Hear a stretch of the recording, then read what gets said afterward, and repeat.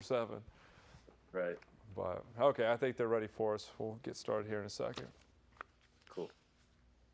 TJ, you may count and go, sir. All right. 3, 2, 1. Now, Steve, last weekend, of course, was a huge weekend for UK football recruiting. A lot of guys in town and we're on campus. How important for maybe fans that are just getting fired up about this football stuff and haven't kept up with it or followed it, how important are these big weekends in really impressing some top talented guys? Official visits are the heart and soul of recruiting. I mean, it's the way to know whether or not a player is really wanted. It's a way to know whether or not a player really likes a school. If they don't go on an official visit and if they are not invited to come on one, they probably don't have an offer. They probably are not really ever going to go to that school. Sometimes guys will take them earlier, like in fall, and come to a game like in October or September. But usually they're reserved for these times, like after their seasons are over in December and January, and they can be pretty major events. From Kentucky's perspective, they have a real benefit that they can take them to these home basketball games because in years past, they could go see John Wall and Anthony Davis. And I mean, and this team, that game against Texas A&M on Saturday was a great atmosphere, even though Kentucky didn't win the game. I'm sure that's not going to affect any football recruits' opinion about whether they play for the team or not. But, it was a lot to sell. And then obviously that was the very first weekend that they had some of the renovations made for the Rupp Arena as far as where they could take recruits and stuff like that. So I'm sure it was just a really impressive thing. And then when you join them all together and get however many they had this week, 10 or 12 that they had all together, they all can talk, they all can become friends and get to know each other. And it's just a weekend to totally sell your school. And it seems like Kentucky did a good job this week. And Kentucky, of course, one of the big stories earlier last week was that the football facilities look to be on the verge of getting an upgrade. In talking with these kids and following their recruitments, how important is that? As fans, everybody likes to say, that's really important. We really need that. But when the kids are talking on campus, is this a huge component of their recruitment in these visits? I think that some of the stuff that directly pertains to their life as a player is important, which is probably a lot of the stuff that fans really don't ever see. Whether or not they upgrade the restrooms and the concession stands, the Commonwealth probably won't have a big deal. But if they do make nice renovations to the weight room and to the locker rooms and to training rooms and meeting rooms and things like that, which Kentucky and the recruiting room that they've long proposed, which now may be getting off the ground finally, which is where they go visit, when they come check out games and stuff like that and go to camps.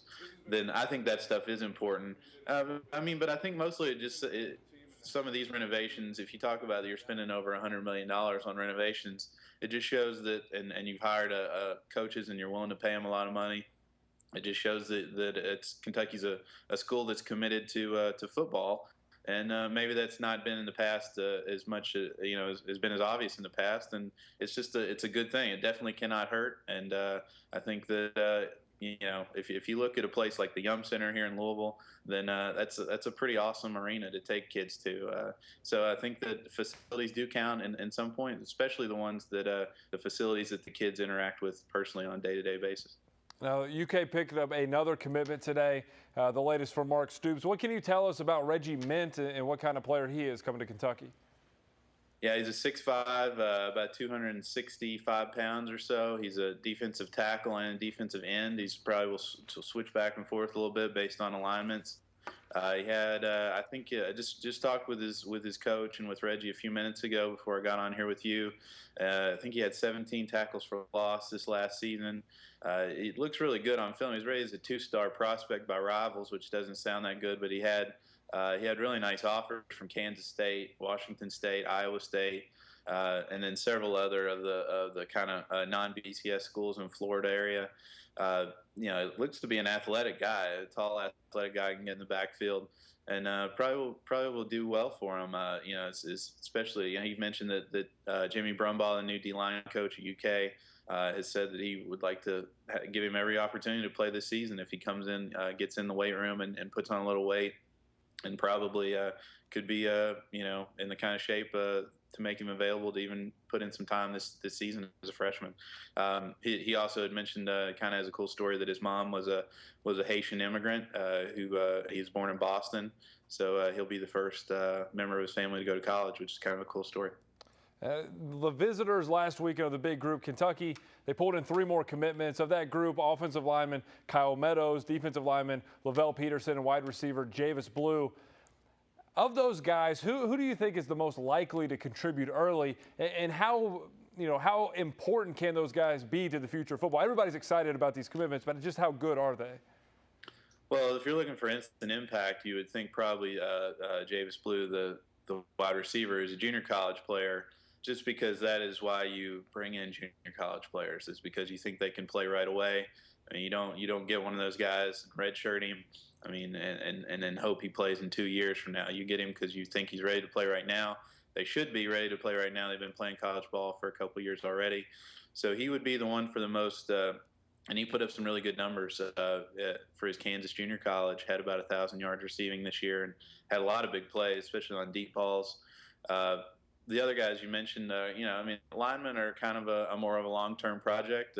I do think that Lavelle Peterson is a pretty talented guy. I saw him at camp at UK this summer. He was under the previous staff, can play defensive tackle, can also play, an interior offensive line position like a center or a guard. And depending on, where their needs are at guard, they lost Matt Smith this year, at center, then maybe he could be a guy that, he's definitely a big and strong guy that probably has the strength to play right away if he was needed to call into action because of injuries or something like that. But I would think that obviously most of the linemen you don't count on to play their first year in college, but a junior college wide receiver, it wouldn't be a surprise to see him, as a starter next year at Kentucky. Who are some guys that the fans should keep an eye on over the next couple of weeks? Maybe some highly rated guys or some people you think may be close to committing to Kentucky that maybe fans should keep an eye on and keep a lookout for? Well, a couple of the other guys that were in this weekend are 2 guys from Florida, from South Florida, teammates. They both have visited UK previously. Their names are Bose Joseph, who's a cornerback, and Alex Montgomery, who's a wide receiver, play at Cypress Bay. I talked to both those guys. They both really like Kentucky a lot. Joseph is going to, I think he said he's going to Nebraska next weekend, and Alex Montgomery's got a couple visits left too. So I think that both those guys are really interested in the UK. They've been interested in them since Joker was the coach, and now they've also, again, been made a priority by the new staff. So I think both those guys are potential guys, and both are really highly regarded 3-star players. And then obviously Ryan Timmons is a guy to watch. He told me this week, this is the Franklin County wide receiver running back. He told me this week that he thought he could wait all the way up until signing day. He's got a couple visits left, probably to Florida, if they are to make him an offer, which Joker Phillips is now recruiting him. Missouri is now recruiting him, thanks to Pat Washington, the former Kentucky coach. So he'll take another one visit after he visits Kentucky this week, and he could be ready to decide right around February or closer to signing day. But UK's in good shape with him too. And before we let you go, can you give a grade, in your opinion? You've seen a lot of this over the years recruiting. How good of a job has Mark Stoops done since he's taken the Kentucky job? Can you give him a grade and kind of explain why? I mean, just the fact it gets Zadarius Smith, you have Sonny Woolard and Jason Hatcher and Rashad Samples come visit. Definitely an A, I would think, if you have to compare it to the kind of visitors level of talent that Kentucky's had recruiting lately, and just sort of the general interest and excitement that fans seem to have over football recruiting. So, and also getting into Ohio, which is just something that the last staff had a lot of trouble doing, but is just a real obvious choice for a place that Kentucky ought to recruit hard. So, I think almost anybody would probably give Coach Stoops an A. All right, Steve Jones from the Louisville Courier-Journal. Thank you very much for joining us. We always appreciate your insight. Thanks a lot. Anytime.